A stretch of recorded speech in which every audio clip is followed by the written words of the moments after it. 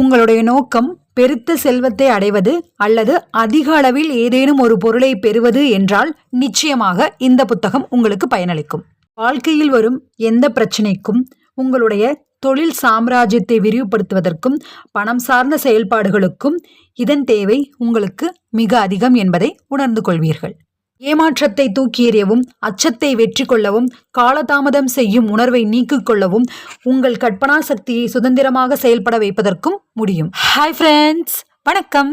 இன்னைக்கு நம்ம happy life சேனல்ல என்ன பார்க்க போறோம் அப்படின்னா, சிந்தித்து பாரு செல்வந்தனாகு புத்தகத்தினுடைய இந்த ஒரே ஒரு அத்தியாயம் மட்டும்தான் பாக்கி இருக்கு அப்படின்னு சொல்லியிருந்தேன் இல்லையா? அது என்ன அப்படின்னா, 6ஆம் அறிவு. சொல்லப்போனால் இந்த புத்தகம் முழுவதுமே முடிஞ்சிருச்சு. எனக்கு இந்த 6ஆம் அறிவு அப்படின்ற இந்த அத்தியாயம் மட்டும் இறுதியாக அப்லோட் பண்ணலாம் அப்படின்னு நினச்சிருந்தேன். ஸோ அதுக்காக தான் இப்போ இது இறுதியாக பார்க்க போகிறோம். ஞான திருக்கோயிலின் திருக்கதவு. ஓகேவா? 6ஆம் அறிவு அப்படின்றது செல்வத்தை நோக்கி 13வது அடி. நமது 13வது கோட்பாடு 6ஆம் அறிவு என்பதாகும். இதன் மூலம் அளவற்ற அறிவாற்றலானது தானாகவே நாம் வேண்டுமென்று கேட்காமலேயே நம்முடைய முயற்சி எதுவும் இன்றியே நம்மோடு தொடர்பு கொள்ள முடியும். நம் தத்துவத்தின் தலைமை கோட்பாடு இதுதான். ஆனால் மற்ற 12 கோட்பாடுகளையும் வெற்றிகரமாக கைவரப்பெற்ற பிறகுதான் இதை புரிந்து கொள்ள முடியும், நமதாக்கிக் கொள்ள முடியும், பயன்படுத்த முடியும். ஆழ்மனதில் உள்ள படைப்பாற்றலுக்கான கற்பனா சக்திதான் 6ஆம் அறிவு என்று அழைக்கப்படுகிறது. கருத்துக்களும் திட்டங்களும் எண்ணங்களும் நம் மனதை நோக்கி வரும்போது அவற்றை வாங்கிக் கொள்ளும் கருவி இதுதான். அவற்றை பளிச்சென்று மனதிற்கு ஊக்கமூட்டும் ஒன்றாக ஆக்குவதும் இதுவே. 6ஆம் அறிவை என்னவென்று வர்ணிப்பது கடினம். நமது தத்துவத்தின் மற்ற கோட்பாடுகளை கற்றுக்கொள்ளாத யாருக்கும் இதை விளக்குவது இன்னும் கடினம். ஏனெனில் 6ஆம் அறிவை ஏதாவது ஒன்றுடன் ஒப்பிடுவதற்கு அதை புரிந்து கொள்ளும் அறிவும் அனுபவமும் அவருக்கு இராது. மனதை மேம்படுத்தி உள்ளிருந்து தியானம் புரிவதன் மூலமே 6ஆம் அறிவை புரிந்து கொள்வது சாத்தியம். அளவான மனித மனத்திற்கும் அளவற்ற அறிவாற்றலுக்கும் இடையில் தொடர்பு சங்கிலியாக செயல்படுவது 6ஆம் அறிவாகும். அதனால் இது மனோசக்தியும் ஆன்ம சக்தியும் ஒன்றாக கலந்தது ஆகும். மனித மனமானது பிரபஞ்சத்தின் மனதை தொடுகின்ற புள்ளிதான் 6ஆம் அறிவு. இந்த புத்தகத்தில் சொல்லப்படும் எல்லா கோட்பாடுகளையும் நன்றாக புரிந்து கொண்ட பிறகுதான் நாம் இப்போது சொல்லப் போகின்ற கீழ்வரும் அறிக்கையை உண்மை என்று உங்களால் நம்ப முடியும். இல்லை என்றால் நம்ப முடியாமல் போகலாம். நாம் ஆல்ரெடி எல்லா விஷயங்களும் அப்லோட் பண்ணியாச்சு. ஓகேவா? இந்த சிந்தித்து பாரு செல்வந்தனாகு புத்தகத்தினுடைய எல்லா அத்தியாயமே அப்லோட் பண்ணிட்டோம். ஓகேவா? அப்போது அந்த 13 இதற்கு முன்னாடி இருக்கிறதும் சரி, இதற்கு பின்னாடி வரக்கூடிய அந்த எல்லாமே பிளேலிஸ்ட்டில் இருக்குது. ஸோ தயவுசெய்து பிளேலிஸ்ட் பாருங்கள். எல்லா புத்தகமே, ஆழ்மனதின் அற்புத சக்தி, இந்த சிந்தித்து பாரு செல்வந்தனாகு, பணம் சார் உளவியல், இது எல்லாமே உங்களுக்கு ரொம்ப யூஸ்ஃபுல்லாக இருக்கும். எல்லாமே பாருங்கள், ஸ்கிப் பண்ணாமல் பாருங்கள். எல்லாமே முக்கியமான விஷயங்கள். ஓகேவா? நம்ம வாழ்க்கைக்கு தேவையான புத்தகங்களை தான் நான் ஒவ்வொரு வீடியோவிலும் அப்லோட் பண்ணிகிட்ருக்கேன். ஓகே ஃப்ரெண்ட்ஸ், இப்போ நம்ம கண்டினியூ பண்ணலாம். 6ஆம் அறிவின் உதவியால் உங்களுக்கு வரவிருக்கும் ஆபத்துக்களை உரிய நேரத்தில் முன்னறிவிப்பு செய்து தடுக்க முடியும். அதே போல உங்களுக்கான வாய்ப்புகளை முன்கூட்டியே அறிவித்து அவற்றை நீங்கள் ஏற்றுக்கொள்ள செய்ய முடியும். உங்களுடைய 6ஆம் அறிவு போதுமான அளவுக்கு வளர்ச்சி அடைந்துவிட்டால் உங்களுக்கு உதவி செய்யவும், நீங்கள் கேட்பதையெல்லாம் செய்து கொடுப்பதற்கும் உங்களுக்கென்று ஒரு காவல் தேவதை தோன்றி ஞான கோவிலின் கதவுகளை திறப்பதற்கு காத்திருக்கும். மேலே சொன்ன வாக்கியம் உண்மையா பொய்யா என்பதை இந்த நூலில் சொல்லப்பட்ட வழிமுறைப்படியோ அல்லது வேறெந்த அறிவுரைகளின் படியோ அல்லாமல் தெரிந்து கொள்ள வாய்ப்பில்லை. இந்த ஆசிரியர் அதிசயங்களை நம்புவதும் அல்லது அதிசயங்களை சிபாரிசு செய்பவரும் அல்ல. ஆனால் இயற்கையின் விதிகளை நன்கு அறிந்தவர். தனது திடமான சட்டங்களின்படி செயல்படுவதில் இருந்து இயற்கை சற்றும் தவறுவதில்லை என்பதை அறிந்தவர். இயற்கையின் சில சட்டங்கள் நம்மால் புரிந்து கொள்ள முடியாமல் இருப்பதால் அவற்றை அதிசயங்கள் என்று நாம் கருதுகிறோம். இந்த 6ஆம் அறிவும் கிட்டத்தட்ட ஒரு அதிசயமாகவே இருக்கும். ஏனெனில் இதுவரையில் அதை நான் அனுபவித்ததில்லை. ஆகவே எந்த அடிப்படையில் அது செயல்படுகிறது என்பது எனக்கு தெரியாது. இந்த ஆசிரியருக்கு தெரிந்ததெல்லாம் இவ்வளவுதான். ஒரு சக்தி அல்லது பிரபஞ்சத்தின் முதலாவது காரணம் அல்லது பேரறிவு என்று ஒன்று உண்டு. அது எல்லா பொருட்களிலும் அணுக்களிலும் நிறைந்து இருக்கிறது. மனிதனால் அறியப்படும் எல்லா சக்திகளின் துகள்களிலும் அது அடங்கி இருக்கிறது. அந்த அளவற்ற அறிவாற்றல் ஆனது விதைகளை விருட்சங்களாக்கும். புவியீர்ப்பு விசையின்படி மேட்டில் உள்ள நீரை பள்ளத்திற்கு செலுத்தும். இரவுக்கு பின் பகல் வரும், கோடைக்கு பின் குளிர்காலம் வரும். ஒவ்வொன்றையும் இன்னொன்றோடு பொருத்தமான இடத்தில் சரியான தொடர்பு முறையில் அது அமைத்திருக்கும். அந்த பேரறிவை நமது தத்துவத்தின் மூலம் மனதில் உள்ள ஆர்வத்தை அதற்கு சமமான பௌதீக பொருளாக மாற்றி தரும்படி தூண்டுதல் செய்ய முடியும். இதை இந்த ஆசிரியர் நன்றாக அறிவார். ஏனென்றால் அதை அவர் சோதித்து இருக்கிறார். தானே அனுபவித்தும் இருக்கிறார். ஃப்ரெண்ட்ஸ், இந்த பிரபஞ்ச பேராற்றல் அப்படின்றது நம்ம ஆழ்மனதின் அற்புத சக்தியை கேட்டிருந்தீங்கன்னா புரியும். அதில் ஒவ்வொரு விஷயத்தையும் நீங்கள் அச்சீவ் பண்ணுறதுக்கு உடல் நலம், மனநலம், ரிலேஷன்ஷிப்பு, பணம், எல்லா விஷயத்துக்குமே எப்படி ஆழ்மனதை அந்த பிரபஞ்சத்தோட தொடர்பு படுத்தி நாம் தேவையான விஷயங்களை அடையலாம் அப்படின்னு சொல்லி எல்லாமே அதில் இருக்குது. அது ரொம்ப ரொம்ப யூஸ்ஃபுல்லான விஷயம். ஓகேவா? உலகம் ஃபுல்லாக எல்லோராலும் பேசப்பட்டு பகிரப்பட்ட புத்தகம். ஓகேவா?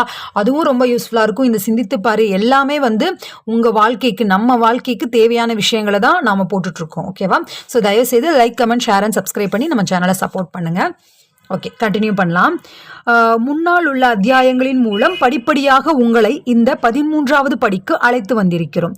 இதுவரை சொன்ன எல்லா கோட்பாடுகளையும் நீங்கள் புரிந்து கொண்டிருந்தால் இப்போது சொல்வதையும் எந்த அவநம்பிக்கையும் இல்லாமல் உங்களால் ஏற்றுக்கொள்ள முடியும். ஆகவே முன்னால் சொன்ன கோட்பாடுகளில் ஏதேனும் பாக்கி இருந்தால் அவற்றை முதலில் கற்றுக்கொண்டு விட வேண்டும். அப்போதுதான் இந்த அத்தியாயத்தில் சொல்லப்படுவது சரியா தவறா என்று உங்களால் எடை போட முடியும். கதாநாயக வழிபாடு, ஹீரோ வர்ஷிப் செய்யும் பருவத்தில் நான் இருந்தபோது என்னை பிரமிக்க வைத்த சாதனையாளர்களைப் போல நான் செயல்பட்டதுண்டு. அப்பொழுதெல்லாம் நம்பிக்கை என்னும் மூலப்பொருளை கொண்டு நான் செயல்பட்டதால் எனக்கு வெற்றி அடைவதற்கான அபிரவிதமான ஆற்றல் கிடைத்தது. அந்த பருவத்தை கடந்த பிறகு சாதனையாளர்களை போற்றி புகழும் பழக்கத்திலிருந்து நான் முற்றிலுமாக மாறிவிடவில்லை. நாம் ஒரு சாதனையாளராக மாற வேண்டும் என்றால் அந்த சாதனையாளர்கள் செய்தவற்றை நாமும் உணர்விலும் செயலிலும் நம்மால் முடிந்தவரை செய்து பார்க்க வேண்டும் என்று அனுபவம் எனக்கு கற்றுத்தந்திருக்கிறது. நான் எழுத்தாளனாகவோ பேச்சாளனாகவோ ஆவதற்கு முயற்சி செய்வதற்கு பல வருடங்கள் முன்பே என்னை மிகவும் கவர்ந்த 9 சாதனையாளர்களின் வாழ்க்கை முறையை பார்த்து என்னுடைய நடவடிக்கைகளை மாற்றி அமைத்துக் கொள்வதை வழக்கமாக கொண்டிருந்தேன். அந்த 9 பேர் Emerson, Thomas Paine, Thomas Alva Edison, Charles Darwin, Abraham Lincoln, Luther Burbank, Napoleon, Henry Ford, Andrews Carnegie ஆகியோர். இவங்க எல்லார பற்றியுமே இந்த எல்லா அத்தியாயத்திலையுமே இந்த ஆசிரியர் அவர்கள் குறிப்பிட்டிருப்பாரு. நீங்கள் எல்லாமே கேட்டிருந்தீங்க அப்படின்னா அவங்களுடைய வாழ்க்கையிலிருந்து நாம் என்னென்ன கற்றுக்கணும் அப்படின்ற நிறைய விஷயங்கள் இந்த புத்தகத்திலேருந்து நமக்கு தெரியும். இவர்களே என்னுடைய கண்ணுக்கு தெரியாத ஆலோசகர்கள். தொடர்ந்து பல ஆண்டுகள் ஒவ்வொரு இரவிலும் இந்த 9 பேருடனும் நான் ஒரு கற்பனையான ஆலோசனை கூட்டத்தை என் மனதிற்குள் நடத்தினேன். அது எப்படி என்று சொல்கிறேன். இரவில் உறங்கப் போவதற்கு சற்று முன்னால் கண்களை மூடிக்கொண்டு கற்பனையில் ஒரு வட்டமேஜையில் இவர்கள் அனைவரும் என்னை சுற்றி அமர்ந்திருப்பதை காண்பேன். மிகப்பெரிய மனிதர்களாக என்னால் மதிக்கப்பட்ட இவர்களுக்கு நடுவில் நான் இருந்தது மட்டுமல்ல, அந்த கூட்டத்தின் தலைவனாகவே நான் இருந்தேன். அந்த இரவு நேர ஆலோசனை கூட்டத்தில் கற்பனையாக கலந்து கொள்வதில் எனக்கு ஒரு உறுதியான இலக்கு இருந்தது. கண்ணுக்கு தெரியாத இந்த 9 ஆலோசகர்களின் குணநலன்கள் அனைத்தையும் ஒன்றாக கலந்த ஒரு குணநலனை நான் பெற வேண்டும் என்பதுதான் அந்த இலக்கு. அறியாமையும் மூடநம்பிக்கையும் நிறைந்திருந்த சூழ்நிலையில் பிறந்த நான் இளம் வயது முதலே அதிலிருந்து விடுபட்டு சுயமாக மறுபிறவி எடுக்க வேண்டும் என்று இம்மாதிரியான முயற்சியை கையில் எடுத்தேன். நம்மளுடைய லைஃப்லேயே இப்படிதான் இருக்கு இல்லையா? சிறு வயதிலிருந்தே அறியாமை இருக்கும், மூடநம்பிக்கை நமக்கு இல்லையே அப்படின்ற அந்த இது இருக்கு. அப்புறம் மூடநம்பிக்கை நிறைய இருக்கும் நம்மளுடைய லைஃப்ல. ஸோ அது எல்லாத்தில இருந்து நம்ம தான் நாமளை மீட்டு கொண்டு வரணும். தன்னாலோசனை மூலம் குணநலன்களை கட்டமைத்தல். தன்னுடைய செல்வாக்குமிக்க எண்ணங்களாலும் ஆர்வத்தாலும் தான் ஒருவர் இப்போதுள்ள நிலைமையை அடைந்து இருக்கிறார் என்பது உளவியல் மாணவனாக எனக்கு நன்றாக தெரியும். மனதிற்குள் ஆழமாக அமர்ந்திருக்கும் எந்த ஆர்வமும் தன்னை உண்மையாக நடைமுறைக்கு கொண்டு வரும்படி அவரை தூண்டிவிட்டு தன்னை உருமாற்றி கொண்டு நிஜமாக்கி கொள்ளும் என்பதை நான் அறிவேன். குணநலனை உண்டாக்குவதில் தன்னாலோசனை ஒரு சக்திமிக்க காரணி என்பதை அறிவேன். சொல்லப்போனால் உருவாக்குவதே அதுதான். இவ்வாறாக மனம் செயல்படும் விதத்தை அறிந்துவிட்ட பிறகு எனது குணநலனை புதிதாக உருவாக்கி கொள்ள தேவையான கருவி எனக்கு கிடைத்துவிட்டது. எனது கற்பனையான ஆலோசனை கூட்டத்தில் எனது மாண்புமிகு உறுப்பினர்களை நோக்கி எந்த மாதிரியான அறிவை ஒவ்வொருவரும் எனக்கு தர வேண்டும் என்று கேட்டுக்கொள்வேன். அதை இப்படி உரத்த குரலில் சொல்வேன். எமர்சன் அவர்களே, இயற்கையை பற்றிய அற்புதமான அறிவு உங்களிடம் இருக்கிறது. அதுவே உங்களுக்கு புகழ் தேடி தந்தது. அந்த அறிவை நான் பெற விரும்புகிறேன். இயற்கையின் சட்டங்களை புரிந்து கொண்டு அவற்றோடு இசைந்து வாழ்வதற்கு என்னென்ன குணங்களை நீங்கள் பெற்றிருந்தீர்களோ அவற்றை எனது ஆழ் மனதின் அழுத்தமாக பதிந்து கொடுக்குமாறு கேட்டுக்கொள்கிறேன். அந்த அறிவுக்கான ஆதாரங்கள் எவையோ அவற்றை சந்தித்து அவற்றிலிருந்து எனக்கு வேண்டியதை பெற்றுக்கொள்வதற்கு நீங்கள் உதவி செய்ய வேண்டுமாய் கேட்டுக்கொள்கிறேன். அடுத்து, பார்பேங் அவர்களே, நீங்கள் கள்ளிச்செடிகளை அவற்றின் முட்களை விலக்கிவிட்டு மனிதனுக்கு உணவாகும்படி மாற்றினீர்கள். இயற்கையின் சட்டங்களை எவ்வாறு உங்களோடு இணைந்து செயல்படும்படி செய்தீர்கள் என்ற அறிவை எனக்கு தயவு செய்து தர வேண்டும். ஒற்றை இதழ் கொண்ட புல்களை எல்லாம் இரட்டை இதழ் கொண்டதாக மாற்றினீர்கள். பூக்களுக்கு ஒளிமயமான வெவ்வேறு வண்ணங்களை பொருத்தமான அளவில் உண்டாக்கியவர் நீங்கள். அள்ளிப்பூக்களை வெவ்வேறு வண்ணங்களில் உருவாக்கியவர் நீங்கள் ஒருவர்தானே. அடுத்து, நெப்போலியன் அவர்களே, உங்களை சுற்றி இருந்தவர்களை உற்சாகப்படுத்தி அவர்களிடமிருந்து ஆற்றலை எழுப்பி பெரிய சாதனைகளை செய்ய வைத்தீர்கள். அந்த திறமையை நான் முன்மாதிரியாக கொள்ள விரும்புகிறேன். மாபெரும் தடைகளையும் தோல்விகளையும் வெற்றியாக மாற்றிக்கொண்ட நம்பிக்கை என்னும் குணம் உங்களை விட்டு விலகாமல் இருந்தது. அதனை நான் பெற விரும்புகிறேன். விதியின் பேரரசனே, அதிர்ஷ்டத்தின் அரசனே, தலைவிதியின் நாயகனே, உந்தனுக்கு என் வணக்கம். தாமஸ் பெயின் அவர்களே, நீங்கள் எதையெல்லாம் நம்பினீர்களோ அதையெல்லாம் தெளிவாகவும் துணிச்சலாகவும் எடுத்துரைத்த உங்களது சுதந்திர சிந்தனையை நான் பெற விரும்புகிறேன். சார்லஸ் டார்வின் அவர்களே, இயற்கை அறிவியலில் பிரமிக்கத்தக்க பொறுமையோடும் திறமையோடும் காரண காரியங்களை ஆராய்ந்து சற்றும் மாறாத நடுநிலைமையோடு இயங்கினீர்களே, அந்த குணங்களை நான் பெற்றுக்கொள்ள விரும்புகிறேன். இப்படி ஒவ்வொன்றா அவர் முன்னாடி பேர் சொல்லியிருந்தார் இல்லையா, அந்த 9 பேர், அவர்களுடைய அந்த சிறப்பு குணங்கள் எல்லாம் தனக்கு வேணும்னு சொல்லி தன்னுடைய ஆழ் மனதை சாட்சியாக வைத்து இந்த விஷயங்கள் எல்லாம் அவர் பிரபஞ்சத்திடம் கேட்டிருக்காரு. ஓகேவா? ஸோ இந்த மாதிரி நம்மளும் நமக்கு ஒரு உதார புருஷனாக இருப்பாங்க இல்லையா, நம்மளுடைய ஹீரோ, நம்மளுடைய ரோல் மாடல் அப்படின்னு சொல்லி, ஸோ அவங்களுடைய குணம் நம்மளுக்கு வேணும்னா நீங்களும் இந்த மாதிரி பிரார்த்தனை செய்யலாம். ஓகேவா? இதெல்லாம் ஒரு எக்ஸாம்பிள் மாதிரி தான். நிறைய பேர் கமெண்ட்ல கேட்குறீங்க, இந்த மாதிரி வெற்றி பெற்றவங்க இல்லை எந்த மாதிரி நாம ஒரு விஷயத்தை வேண்டணும் அப்படின்னு சொல்லி ஆழ் மனதின் அற்புதத்திலையும் கேட்டிருந்தீங்க. ஸோ இந்த மாதிரியான விஷயங்கள் எல்லாம் தான் உங்களுக்கு ஒரு டைரக்ட் எக்ஸாம்பிளாக இருக்குது. ஓகேவா? இது எல்லாமே கண்டிப்பாக நீங்கள் ட்ரை பண்ணலாம். நானும் இதை இதே மாதிரி ஒரு விஷயத்த என்னுடைய லைஃப்பில் நீங்கள் ரெகுலராக நம்ம சேனல் ஃபாலோ பண்ணிட்டு இருக்கவங்கன்னா தெரியும். 25 days சேலஞ்சுன்னு நம்ம ஆல்ரெடி ஸ்டார்ட் பண்ணியிருந்தோம். அந்த சமயத்தில் ஒரு பெரிய லைஃப்பில் ஒரு ட்ராஜடியான ஒரு சுச்சுவேஷன் நடக்கிற தருணத்தில் நான் பிரபஞ்சத்திட்ட என்னால் முடியல, ஸோ இதை நான் உங்ககிட்டயே விட்டுறேன். நான் எல்லா விஷயத்தையும் பிரபஞ்சத்திட்ட கேட்டுட்டு தான் இருக்கேன். பட் என்னன்னு தெரியல, இந்த விஷயம் நான் ரொம்ப, ஏன்னா லைஃபே கொலாப்ஸ் ஆகிற சுச்சுவேஷன் இருந்தது. அந்த சமயத்தில் இது கண்டிப்பாக நடக்கணும், உன்னுடைய இதால் உன்னுடைய ஆதரவால் இது கண்டிப்பாக நடக்கும். யார் இந்த விஷயத்தை செயல்படுத்தணுமோ அவங்க மூலியமாகவே அவங்க வாயால் இந்த விஷயத்த சொல்லுவாங்க, இது நடக்கும் அப்படின்னு சொல்லி நான் டெய்லி அதை சொல்லிக்கிட்டே இருந்தேன் மனசுக்குள்ள. டெய்லியுமே காலையில் மெடிடேஷன் பண்ணும்போது செஞ்சுக்கிட்டே தான் இருந்தேன். ஸோ ஒரு வாரம் இருக்கும்னு நினைக்கிறேன், ஒரு 10 daysக்குள்ள நான் நினச்ச விஷயம் அது கண்டிப்பாக நடந்தது. அது அதுக்கு முன்னாடியே நடக்கிற மாதிரியே இருந்திருக்கலாம், நடக்கிற பாசிபிள்ஸ் இருந்திருக்கலாம். பட் அது நான் பண்ணும்போது எனக்கு இன்னொரு உற்சாகமும் கிடைச்சிது. கண்டிப்பாக இது நடக்கும், பாசிட்டிவ் மைண்டாக நடக்கும் அப்படின்னு நினச்சிக்கிட்டே இருந்தேன். மேபி அது நடக்காமல் கூட போயிருக்கலாம் இல்லையா, ஆனால் அது நடக்கிற மாதிரியான ஒரு தருணம் ஏற்பட்டது. பிகாஸ் நான் இந்த மாதிரி டெய்லியுமே அதை சொல்லிக்கிட்டே இருந்தேன். மற்ற விஷயங்களையும் என்னுடைய லைஃப்பில் அதே மாதிரி நான் இப்பவும் ஃபாலோ பண்ணிட்டு இருக்கேன். ஐ ஹோப் அந்த நல்ல விஷயங்கள் எல்லாம் கூடிய சீக்கிரம் என் லைஃப்பில் நடக்கும் அப்படின்னு நான் நம்புகிறேன். நீங்களும் உங்கள் லைஃபுக்கு தேவையான நல்ல விஷயங்கள், உங்களுக்கு என்ன விஷயங்கள் நடக்கணும்னு நினைக்கிறீங்களோ அது பிரபஞ்சத்திலிருந்து கேளுங்க. கடவுள் ஆர் பிரபஞ்சம் எதுகிட்ட இருந்து வேணாலும் நீங்க எதை நம்புறீங்களோ அதக்கிட்ட கேளுங்க, கண்டிப்பா நடக்கும். ஓகே, அடுத்து அவர் யார்கிட்ட இருந்து என்ன கேட்கிறாரு அப்படின்றத பார்க்கலாம். அப்ரஹாம் லிங்கன் அவர்களே, உங்களுடைய நீதி உணர்வையும் தளராத பொறுமையையும் நகைச்சுவை உணர்வையும் மனிதர்களை புரிந்து கொள்ளும் திறனையும் சகிப்புத்தன்மையையும், அதாவது எந்தெந்த குணங்களால் நீங்கள் அறியப்படுகிறீர்களோ அவற்றையெல்லாம் என்னுடைய குணநலன்களுக்குள் நான் ஏற்படுத்தி கொள்ள விரும்புகிறேன். அடுத்து இறுதியாக ஆண்ட்ரூ கார்னிக்கி அவர்களே, மிகப்பெரிய அமைதியையும் மகிழ்ச்சியையும் ஏற்படுத்தி கொடுத்த வாழ்க்கை முறையை எனக்கு நீங்கள் வகுத்து கொடுத்ததற்காக நான் கடமைப்பட்டிருக்கிறேன். மிகப்பெரிய தொழில் சாம்ராஜ்யத்தை திறமையோடும் கட்டமைத்தீர்களே, அதற்கு அடிப்படையாக இருந்த ஒழுங்கமைந்த முயற்சி என்ற கோட்பாட்டை முழுமையாக நான் அறிந்து கொள்ள விரும்புகிறேன். ஹென்றி ஃபோர்ட் அவர்களே, எனது ஆராய்ச்சிக்கு தேவையான தகவல்கள் பெரும்பாலானவற்றை வழங்கி உதவி செய்தவர்களில் முக்கியமானவர்கள் நீங்களே. எந்த குணங்களால் வறுமையையும் வெல்லவும் மனிதர்களை ஒன்று கூட்டி ஓர் அமைப்புக்கு உட்படுத்தி அவர்களின் முயற்சிகளை எளிமையாக்கி கொடுத்த உங்களுடைய விடாமுயற்சி, மன உறுதி, அமைதி, தன்னம்பிக்கை ஆகிய குணநலன்களை நான் பெற விரும்புகிறேன். அதன் மூலம் இன்னும் பலரும் நீங்கள் காட்டிய வழியில் செல்ல நான் உதவியாக இருப்பேன். தாமஸ் ஆல்வா எடிசன் அவர்களே, எனக்கு மிக அருகில் உட்கார்ந்திருப்பவர்கள் நீங்கள்தான். காரணம், வெற்றி தோல்வி பற்றிய எனது ஆராய்ச்சியில் எனக்கு மிக அதிகமான ஒத்துழைப்பு கொடுத்தவர் நீங்களே. இயற்கையின் எண்ணற்ற ரகசியங்களையும் நீங்கள் வெளிப்படுத்த காரணமாக இருந்த நம்பிக்கை என்னும் பிரமிக்கத்தக்க ஆற்றலையும் தோல்வியை வெற்றியாக மாற்றுவதற்கு நீங்கள் புரிந்த இடையறாத உழைப்பையும் நான் பெற விரும்புகிறேன். இந்த மாண்புமிகு உறுப்பினர்களிடம் நான் கேட்ட குண நலன்கள் அன்று என் மனதில் முக்கியமானதாக தோன்றியவையே ஆகும். கேட்கும் முன்பு அவர்களுடைய வாழ்க்கை வரலாற்றை மிக ஆழமாக நான் படித்திருந்தேன். இப்படி கற்பனையாக இவர்களோடு ஆலோசனை கூட்டங்களை நடத்திய சில மாதங்களிலேயே அவர்கள் எனக்கு நிஜமாகவே தெரிய தொடங்கி விட்டார்கள். எனது கூட்டத்திற்கு வரும் பொழுது இவர்கள் ஒவ்வொருவரும் தங்களுக்குரிய உரிய குணங்களை உடன் கொண்டு வந்தார்கள் என்பது ஆச்சரியமாக இருந்தது. உதாரணமாக லிங்கன் எப்பொழுதுமே தாமதமாகத்தான் வருவார். கைகளை முதுகின் பின்புறம் கட்டி கொண்டிருப்பார். வந்தவுடன் அமைதியாக அடியெடுத்து வைப்பார். ஒவ்வொரு சமயம் என் அருகில் வந்தவுடன் நின்று என் தோளின் மீது கை வைப்பார். முகத்தில் எப்பொழுதுமே ஆழ்ந்த சிந்தனையோடுதான் இருப்பார். அவர் சிரித்து நான் பார்த்ததில்லை. காயப்பட்டிருந்த நாட்டை பற்றிய சிந்தனையே காரணமாக இருக்கலாம். மற்றவர்கள் அப்படி இல்லை. பேர்பேங்கும் தாமஸ் பெயினும் ஒருவரை ஒருவர் நையாண்டி செய்து கொள்வது மற்றவர்களுக்கு சில நேரம் அதிர்ச்சியாக இருக்கும்.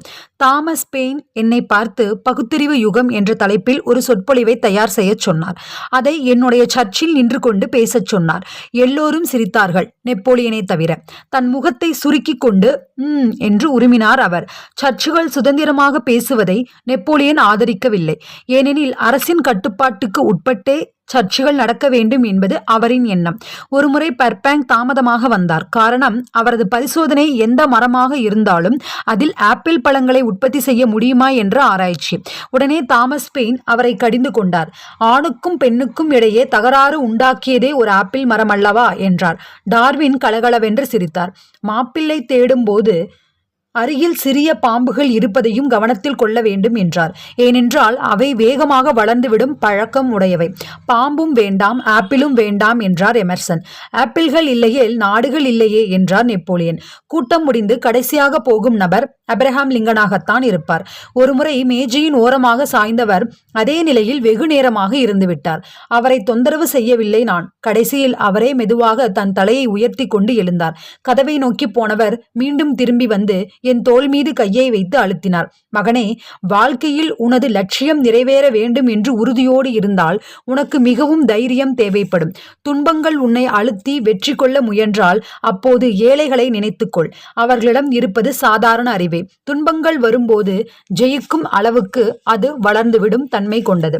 ஒரு நாள் தாமஸ் ஆல்வா எடிசன் எல்லாரையும் விட முன்னதாக வந்துவிட்டார். என்னுடைய இடது பக்கம் அமர்ந்தார். அங்கு எமர்சன் தான் அமர்வது வழக்கம். வாழ்க்கையின் ரகசியத்தை விரைவில் நீங்கள் கண்டுபிடிக்கப் போகிறீர்கள். அதற்குரிய தருணம் வரும்பொழுது வாழ்க்கை என்பது ஒவ்வொன்றும் மனிதனை போன்றே புத்திசாலித்தனம் உடைய சிறு சிறு சக்திகளின் மிகப்பெரிய கூட்டம் என்று புரிந்து கொள்வீர்கள். தேன்கூடுகளை போன்றிருக்கும் இவைகள் தங்களுக்குள் இணக்கமின்மையால் பிரிந்து போவார்கள். இவை ஒவ்வொன்றுக்கும் மனிதர்களைப் போன்றே சுயமான கருத்துக்கள் உண்டு. அவற்றின் வித்தியாசம் காரணமாக தங்களுக்குள் சண்டையிடுவார்கள். நீங்கள் இப்போது நடத்தி கொண்டிருக்கும் கூட்டங்கள் இந்த வகையில் உங்களுக்கு மிகவும் பயன்படுவதாகும். நாங்கள் உயிரோடு இருந்த பொழுது இதே போன்ற சில சக்திகள் தான் எங்களுக்கு உதவி செய்தன. அதே சக்திகள் உங்களுக்கும் உதவி செய்யும். ஏனெனில் அவை அழிவதில்லை, நிரந்தரமானவை. உங்களுடைய எண்ணங்களும் ஆர்வங்களும் தான் காந்தம் போல அந்த சக்திகளை உங்களை நோக்கி இழுக்கும். நட்பான சக்திகள் மட்டுமே உங்களை நோக்கி இழுக்கப்படும். அவை உங்களுடைய ஆர்வத்தின் தன்மையோடு இணக்கமாக செயல்படும். அவர் பேசிக்கொண்டிருக்கும் பொழுதே மற்ற உறுப்பினர்கள் வரத் தொடங்கினார்கள்.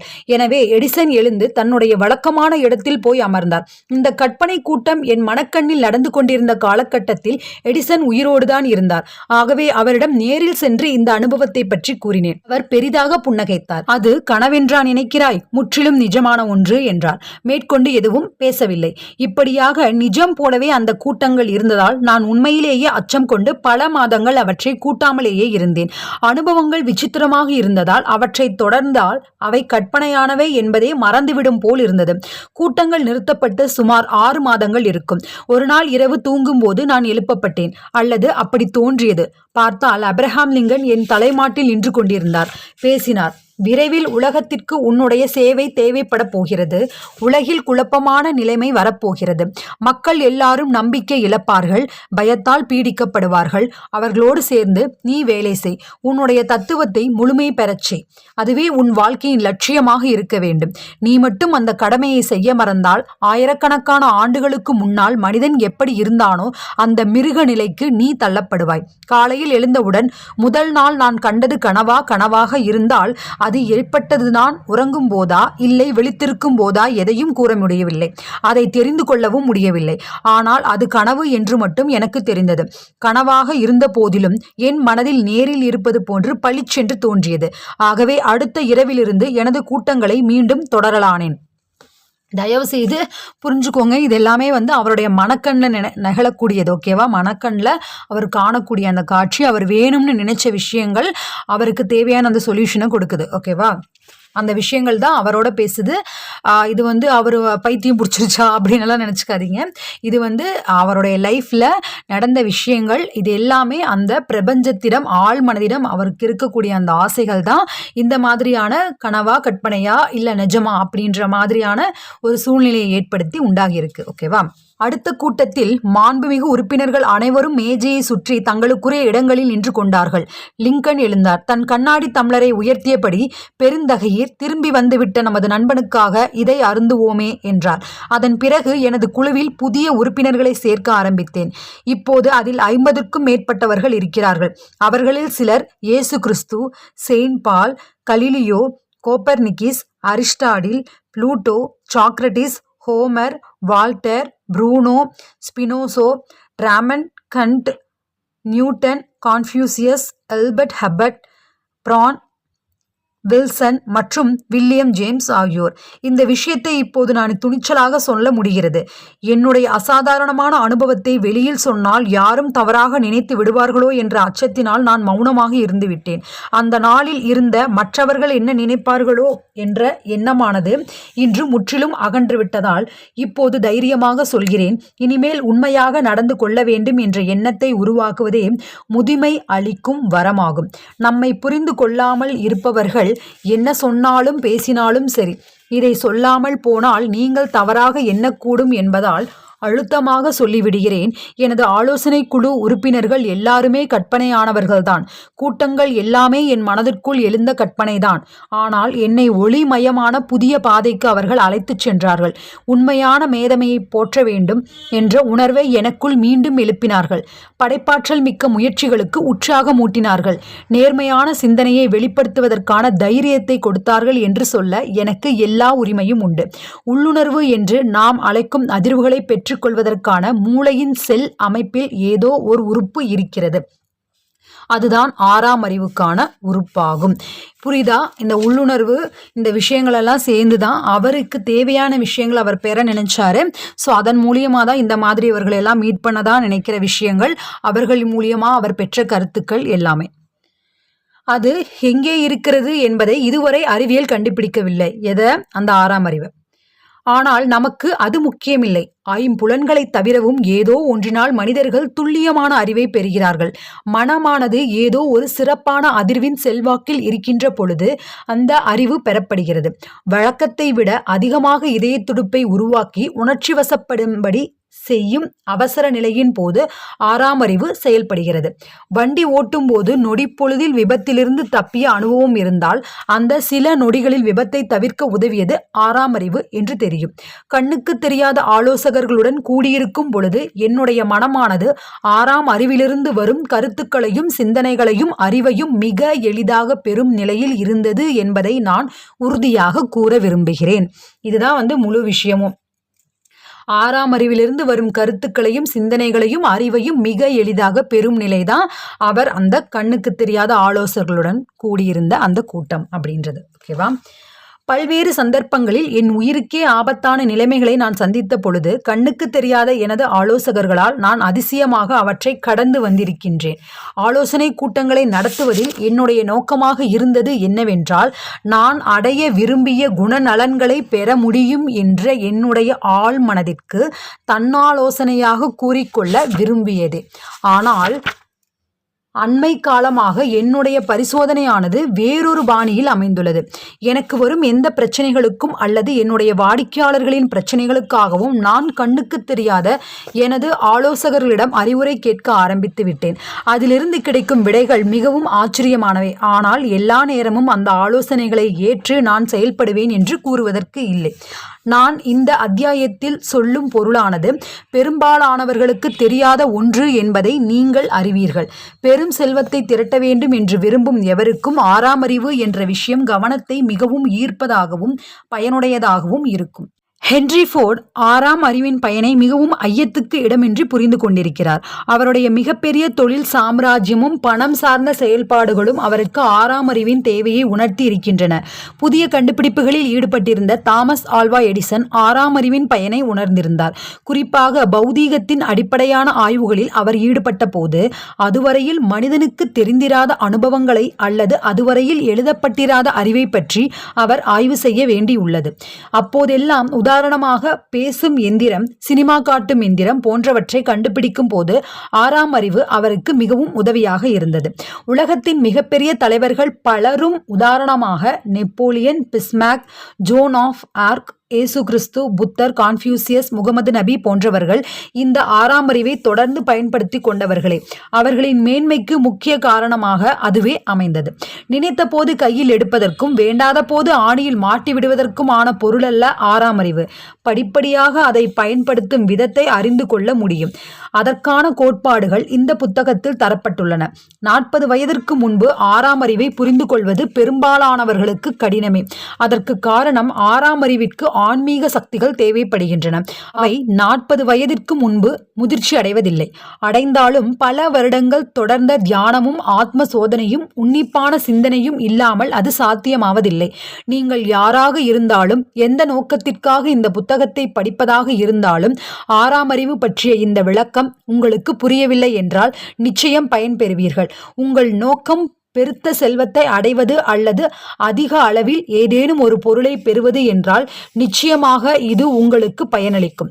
6ஆம் அறிவு பற்றிய இந்த அத்தியாயம் இந்த நூலில் இணைக்கப்பட்டு இருப்பதன் காரணம் மனிதன் வாழ்க்கையில் தான் விரும்பிய யாதொன்றையும் அடைவதற்கான முழுமையான தத்துவத்தை எடுத்து கூற வேண்டும் என்ற விருப்பமே ஆகும். எல்லாவற்றிற்கும் தொடக்க புள்ளியாக இருப்பது தனியாத ஆர்வமாகும். அதன் முற்றுப்புள்ளியாக இருப்பது அதை நடைமுறைப்படுத்துவதற்கான புரிதலை தரக்கூடிய அறிவு. தன்னை பற்றி, மற்றவர்களை பற்றி, இயற்கையின் சட்டங்களை பற்றிய புரிதல், மகிழ்ச்சி என்பதை அடையாளம் காண்பதற்கான புரிதல். அந்த புரிதல் முழுமையாக வர வேண்டுமானால் 6ஆம் அறிவை பழக்கப்படுத்தி கொள்ள நடைமுறையில் பயன்படுத்தினால் மட்டுமே சாத்தியமாகும். முக்கியமாக செல்வத்தை விடவும் அதிகமான ஏதோ ஒன்றை லட்சியமாக கொண்டவர்களுக்கு இது அவசியம். இதை படித்து கொண்டு வரும்போது நீங்கள் உங்கள் சாதாரண மனநிலையில் இருந்து ஓர் உயர்ந்த மனநிலைக்கு எழுப்பப்பட்டிருப்பதை உணர்ந்திருப்பீர்கள். பாராட்டுக்கள். 1 மாதம் கழித்து மீண்டும் இந்த அத்தியாயத்திற்கு வந்து படியுங்கள். அப்பொழுதுதான் உங்கள் மனம் இன்னும் சற்று உயரத்திற்கு எழுப்பப்பட்டு இருப்பதை உணர்வீர்கள். இந்த அனுபவத்தை அடிக்கடி ஏற்படுத்தி கொள்ளுங்கள். எந்த அளவுக்கு கற்றுக்கொள்கிறீர்கள் என்பது முக்கியமல்ல.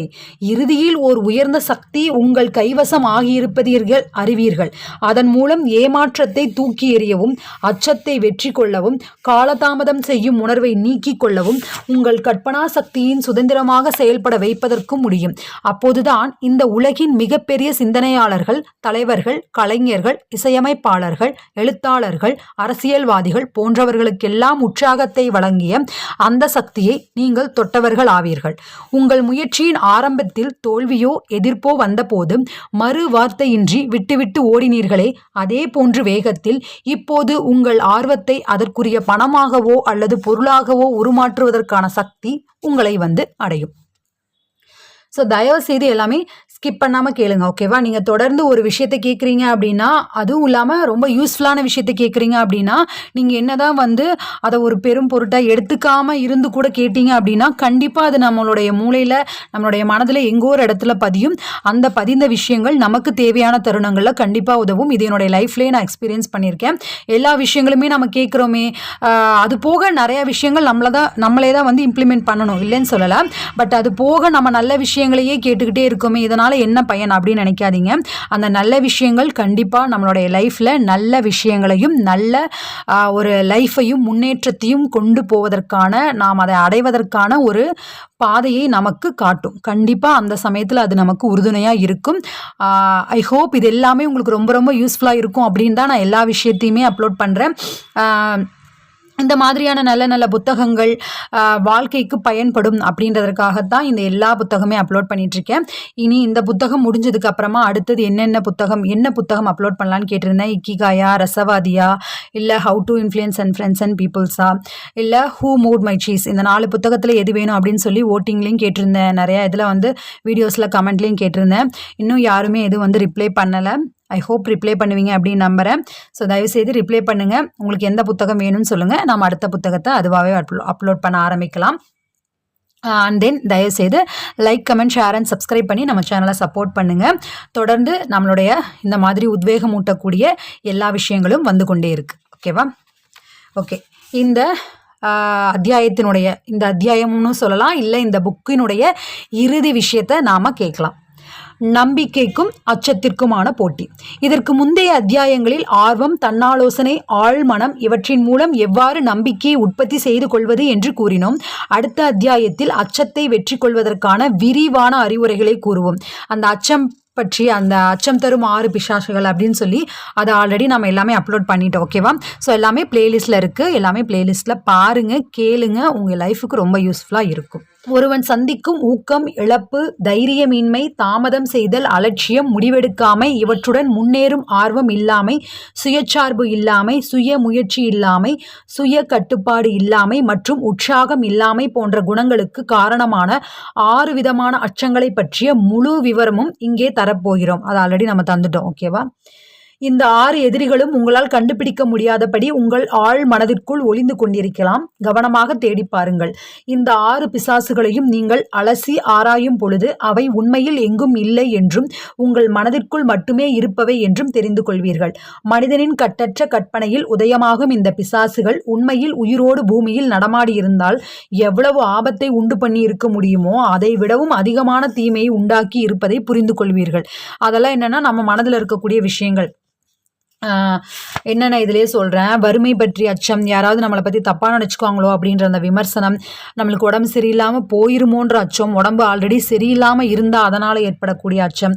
அப்புறம் இன்னும் ரொம்ப ரொம்ப முக்கியமானது, நெருங்கிய ஒருவரின் அன்பை இழப்போமோ அப்படின்ற அச்சம், அவங்க இல்லாமல் போயிடுவாங்களோ அப்படின்ற அச்சம், அப்புறம் முதுமை வந்துருமோ அப்படின்ற ஒரு பயம், அப்புறம் மரணம் பற்றிய பயம். இந்த எல்லா பயத்தை பற்றி ரொம்ப தெளிவாக அதற்குரிய சொல்யூஷனோட அதாவது இறுதி பாகம் அப்படின்றது 15வது அத்தியாயம் அது வந்து ஆல்ரெடி அப்லோட் பண்ணியாச்சு. ஓகேவா? ஸோ அது எல்லாமே உங்களுக்கு யூஸ்ஃபுல்லாக தான் இருக்கும். நான் திரும்ப திரும்ப ஏன் இந்த விஷயத்தை சொல்லிக்கிட்டே இருக்கேன் அப்படின்னா, நிறைய பேர் வந்து வியூவர்ஸ் வந்து நீங்கள் பார்க்குறது கம்மியாகிட்டே இருக்குது. பிகாஸ் ஏன்னு எனக்கே ரீசன் தெரியல. அதை வந்து கண்டினியூவாக பார்த்துட்டே இருந்தீங்க அப்படின்னா தான் நம்ம தேவையில்லாத என்டர்டெயின்மெண்ட் விஷயங்களுக்கு நாம் டைமை வந்து ஸ்பெண்ட் பண்ணுறதை விட இந்த மாதிரி நல்ல நல்ல விஷயங்களுக்கு நாம் டைம் ஸ்பெண்ட் பண்ணுறதுனால நம்மளுடைய லைஃப் வந்து முன்னேற்ற பாதையை நோக்கி தான் போகும். பஞ்சம் அல்லது வறுமை என்னும் அச்சத்தை ஊட்டிய பிசாசு 1929 மக்கள் மனதில் உயிரோட்டத்தோடு நிறைந்திருந்தது. அதன் காரணமாக இந்த நாட்டில் எப்போதுமே கண்டிராத அளவுக்கு மோசமான பொருளாதார மந்தநிலை உருவானது. இன்றும் கூட ஒரு சிலர் மனதில் இந்த பிசாசு நடமாடிக்கொண்டு அச்சமூட்டி கொண்டுதான் இருக்கிறது. அந்த பிசாசுகள் என்ன அப்படின்றத நம்ம அடுத்த அத்தியாயம், தட் மீன்ஸ் ஆல்ரெடி பார்த்தாச்சு. ஓகே ஃப்ரெண்ட்ஸ், எனக்கு ரொம்ப ரொம்ப ஹாப்பியாக இருக்குது. இந்த சிந்தித்து பாரு செல்வந்தனாக புத்தகம் இதோட வந்து கம்ப்ளீட் ஆயாச்சு. ஏதோ ஒரு என்ன சொல்கிறது, ஆழ்மனதின் 40 சக்தியும் அதுவும் வந்து முழுசாக அப்லோட் பண்ணும்போதும் இதே மாதிரி ஒரு சாட்டிஸ்ஃபிகேஷன் தான் எனக்கு கிடைச்சிது. இப்போவும் அதே ஒரு மன திருப்தி, சந்தோஷம் எனக்கு கிடைக்கிது. பிகாஸ் ஏதோ ஒரு நல்ல விஷயத்த நாம் வந்து நம்ம மூலியமாக ஷேர் பண்ணியிருக்கோம். ஏதோ ஒரு அட்லீஸ்ட் கொஞ்சம் பேருக்காவது இந்த விஷயம் ரொம்ப ஹெல்ப்ஃபுல்லாக யூஸ்ஃபுல்லாக இருக்கும் அப்படின்றதுக்காகவும் ஒரு நல்ல விஷயத்த நல்ல மனிதர்களுக்கு நல்ல விஷயங்களை ஷேர் பண்ணுறோம். அப்படிங்கும்போது அந்த தருணமும் எனக்கு ரொம்ப பிக்கஸ்ட் ஒரு ஹாப்பியான மூமெண்ட்டாக தான் இருக்குது. ஓகே ஃப்ரெண்ட்ஸ், ரொம்ப ரொம்ப ஹாப்பியாக இருக்குது. ஐ ஹோப் உங்களுக்கு எல்லாமே யூஸ்ஃபுல்லாக இருக்கும் அப்படின்னு நினைக்கிறேன். யூஸ்ஃபுல்லாக இருக்குது அப்படின்னு நினச்சிங்கன்னா like, comment, share and subscribe பண்ணி நம்ம சேனலை சப்போர்ட் பண்ணுங்கள். அடுத்து நம்ம பணம் சார் உளவியலும் வந்து முடிக்க போகிறோம். அதுலேயும் ஒரு 3 அத்தியாயம் தான் இருக்குது. அடுத்த புத்தகம் என்ன வேணும் அப்படின்றத நீங்கள் கமெண்ட் பண்ணுங்கள். கமெண்ட் பண்ணுறதை பொறுத்து அடுத்த வீடியோ என்ன அப்படின்றத, அடுத்த புத்தகம் என்ன அப்படின்றத நம்ம அப்புறம் பார்க்கலாம். 25 days சேலஞ்ச் வந்து ஆல்ரெடி நம்ம சேனலில் போயிட்டுருக்கு ஃபார் வெயிட் லாஸ். அதுவும் உங்களுக்கு யூஸ்ஃபுல்லாக இருக்கும். 25 days சேலஞ்ச் அப்படின்னு ஒரு பிளேலிஸ்ட்டே இருக்குது. டெய்லியுமே வந்து மார்னிங் ஷார்ட்ஸ் வந்து அப்லோட் பண்ணிகிட்ருக்கோம். ஸோ அதுவும் பாருங்க, ஹெல்ப்ஃபுல்லாக இருக்கும். ஓகே ஃப்ரெண்ட்ஸ், அது வரைக்கும் உங்கள் எல்லோருக்குமே எல்லா நாளுமே இனிய நாளாக அமைய வாழ்த்துக்கள். பாய்.